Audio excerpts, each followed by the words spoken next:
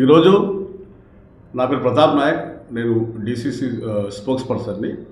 మేము అమీర్పేట డివిజన్లో ఒక ప్రెస్ మీట్ని ఏర్పాటు చేయడం జరిగింది. మేము తలసాని శ్రీనివాస్ యాదవ్ గారిని, మాజీ కార్పొరేటర్ గారిని ఒక ప్రశ్న అడగదలుచుకున్నాము.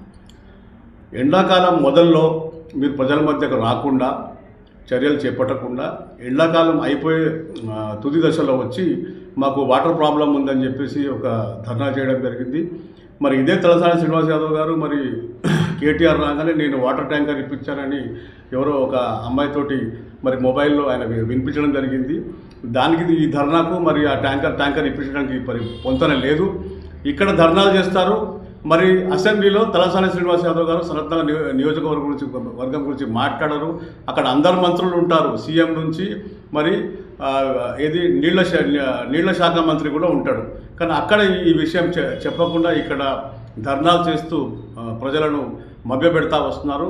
ఇక్కడ చెప్పడం ఏంటంటే, ఇక్కడ స్థానిక ఎమ్మెల్యేగా ఉన్నారు కాబట్టి వారికి ఒక బాధ్యత ఉంది. వారు ఏం చేయాలంటే, నీళ్లు సమ్మర్ మొదలయ్యే ముందు ఒక అధికారులతో సమావేశం అయ్యి ప్లానింగ్ చేయకుండా అలా మన కాంగ్రెస్ ప్రభుత్వాన్ని భ్రష్టు పట్టించే విధంగా ఆయన ఈ కథా స్క్రీన్ ప్లే దర్శకత్వం వహించారు.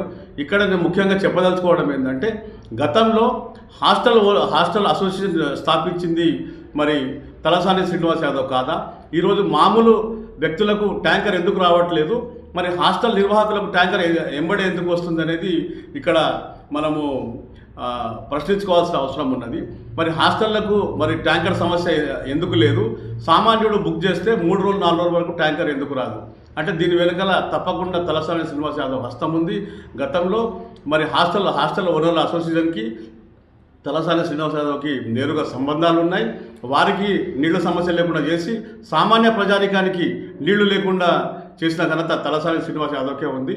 మేము మా మహిళా కార్యకర్తలు కావచ్చు, మేము కావచ్చు, అసలైన ఎండాకాలంలో మేము ప్రజల మధ్యలో ఉండి మరి అధికారులతో కొట్లాడి మేము నీళ్లు ట్యాంకర్లు ఇప్పిస్తుంటే ఇది సమ్మర్ అయిపోయే తుది దశలో వచ్చి ఒక చంటి పాపను తీసుకొచ్చి నీళ్ళ సమస్య అని చెప్పేసి ఏది మన సినిమాల్లో నటించే విధంగా మాజీ కార్పొరేటర్ గారు ఈ రకంగా చూపించారు. ఇది మన సనత్నగర్ ప్రజలను మరి అమీర్పేట్ డివిజన్ ప్రజలను మభ్యపెట్టడమే అని నేను భావిస్తున్నాను.